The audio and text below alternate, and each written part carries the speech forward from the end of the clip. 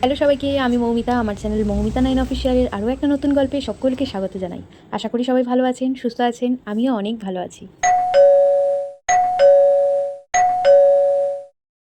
Good morning.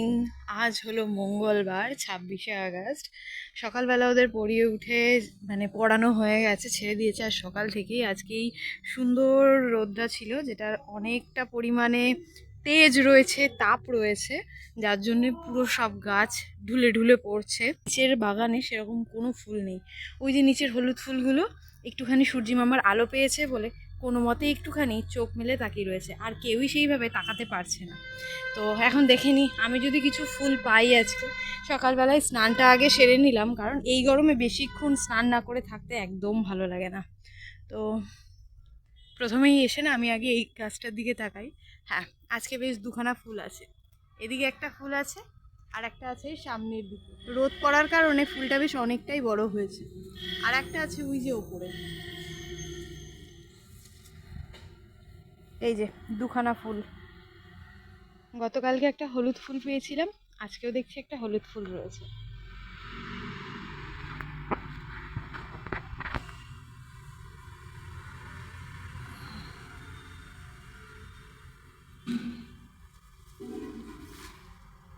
থেকে ফুল তুলে চলে এসেছি ওপরে। কালকে সেই বিকালবেলা এলাম, গাছে জল দিয়ে গেছি। গাছগুলো এখন প্রায় সোজাই আছে, সুস্থই আছে। ছাদ বাগান থেকে তো দুখানা ফুল পেয়েছি, আর নিচ থেকে পেয়েছি দুটো ফুল, এই হলুদ ফুল আর সাদা ফুল। আর নীলকণ্ঠ আর এই নয়নতারা ফুলটাও এনেছি, কিন্তু আমি ওপরের ছাদ বাগান থেকে। জল ঢালা হয়ে গেছে।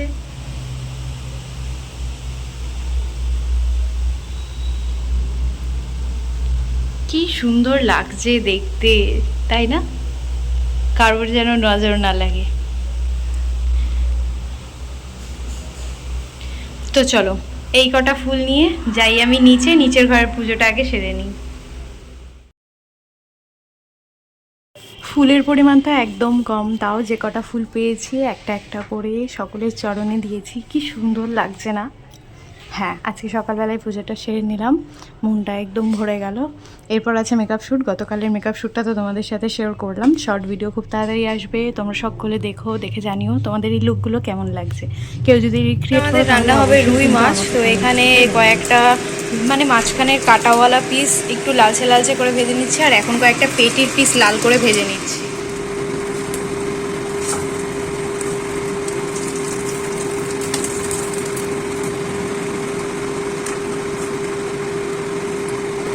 মাছ কটা ভেজে নেওয়া আমার হয়ে গেছে, এখন মাছের তরকারিটা আগে করে নেব। মাছ রান্নায় মা অনেকটা হেল্প করেছিল, তাই রান্নাটা তোমাদের সাথে শেয়ার করলাম না। যেদিন নিজে করব অবশ্যই শেয়ার করব।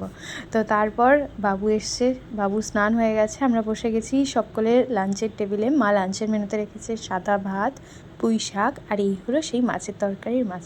আমি যে এই মাছটা খেতে কি ভালোবাসি, ও হো হো হো। আর একদম অল্প পরিমাণে ওই কারি যেটাকে বলে ওটা নিই, কারণ বেশি নিলে আমার কেমন একটা লাগে। যাই হোক, এই মাছটা খেতে তোমরা কারা কারা ভালোবাসো সেটা কিন্তু জানাতে একদম হলো না। আর তার সাথে মাছটাকে ভাজা হতে হবে একটু লালচে লালচে। একমত কারা কারা সেটা কিন্তু জানিও। এসে রয়েছে এখানে চাটনি, আমের চাটনি। এটা এক বালতি জল নিয়ে চলে এসেছি আমি ওপরে। আর এই পদ্ম গাছটা তো রাখা ছিল ওই কোণে, তোমরা যারা আগের ভিডিওগুলো দেখেছো তারা জানো।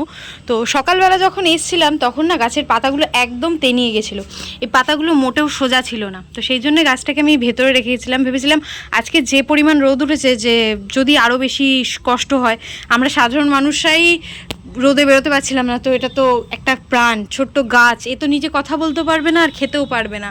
তো সেই জন্যই ভেতরে রেখে গেছিলাম। এখন তো পাতাগুলো কি সুন্দর সোজা হয়ে রয়েছে, কি সুন্দর লাগছে। তো যাই হোক, তো বালতি নিয়ে আমি চলে এসেছি। এখন এদিকের গাছগুলোয় আমার জল দেওয়া হয়ে গেছে, এখন দেবো ওদিকের গাছগুলোয়। আসলে এখন অবধি না সেরকমভাবে কেউ পড়তে আসেনি, একজন এসছে, তাকে তার কাজ দিয়ে চলে এসছি আমি ওপরে, যে গাছগুলো যাই আগে জল দিয়ে আসি। কারণ আজকে যে পরিমাণ রোদ উঠেছে, তাতে যদি আজকে আমি এখন গাছে জল না দিই, তাহলে এই গাছগুলোকে কালকে হয়তো আমি আর সুস্থভাবে পাবো না। তো তাই ঝটপট আগে গাছগুলোয় জল দিয়ে দিই। তোমরা সবাই আমার এই ভিডিওটাকে কোথা থেকে দেখছো সেটা কিন্তু জানিয়ে যেতে একদম ভুলো না। আর তোমরা অনেকেই আছো, অনেক মিষ্টি মিষ্টি কমেন্ট করো, সেই কমেন্টগুলো পড়তে আমার বেশ ভালো লাগে। তাই কমেন্টে জানিও কোথা থেকে দেখছো আর কেমন লাগলো তোমাদের এই পুরো ব্লগটা। তোমরা কারা কারা আছো বলো তো, যারা এরকম ছাদ বাগানে গাছ করো।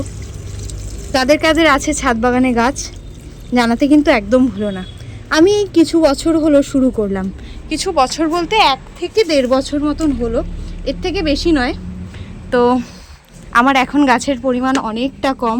প্রথমে আমি আমার ছাদ বাগানে গাছ শুরু করেছিলাম মাত্র 3টে গাছ দিয়ে, 3টে নয় 4টে মনে হয়, 2টো বোগেনভেলিয়া ছিল আর 2টো জবা ছিল, আর তারপরেই না 5টা এই অ্যালামুন্ডা বলে অনেকে, আবার অনেকে অ্যানাকন্ডা বলে। তো এই গাছটা দিয়ে, এই গাছটায় ফুল সেই পুরীতে যাওয়ার আগে পেয়েছিলাম, এখন তো আর ফুলও নেই। ভাবছি কি গাছটা একটু কাটিং করব। তোমরা জানিও তো এই গাছটাকে আমার কি করা উচিত। আর ব্যাকগ্রাউন্ডের আকাশটা আহা কি সুন্দর লাগছে। আর আজকে তো এই গাছ দিয়ে কত ফুল নিয়ে গেছি, এই যে এখন কুড়ি রয়েছে, এগুলো সব কালকের জন্যে। তো চলো, গাছটাও কেমন একটু তেনিয়ে রয়েছে, গাছটা একটু ভরে ভরে জল দিয়ে যাই।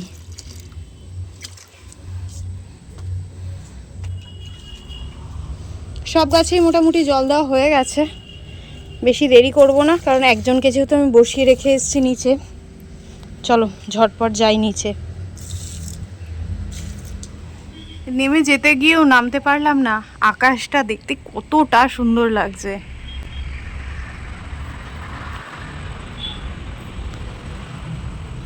ওদের পরিয়ে ওঠার পর আর একটু সময় নষ্ট করিনি, প্রথমেই আমি লুকটা ক্রিয়েট করে নিয়েছি, আর ফাইনাল লুকটা তোমাদের সাথে আমি ভিডিও শেষে শেয়ার করেছি। তোমরা দেখে জানিও কেমন লাগলো। আজকের মতন ব্লগটা এখানেই শেষ করি। সবাই ভালো থেকো, সুস্থ থেকো। যারা নতুন আছো অবশ্যই চ্যানেলটা সাবস্ক্রাইব করে নিও, ভিডিওটা শেয়ার করো, লাইক করো। নেক্সট ব্লগে দেখা হবে। Thanks for watching.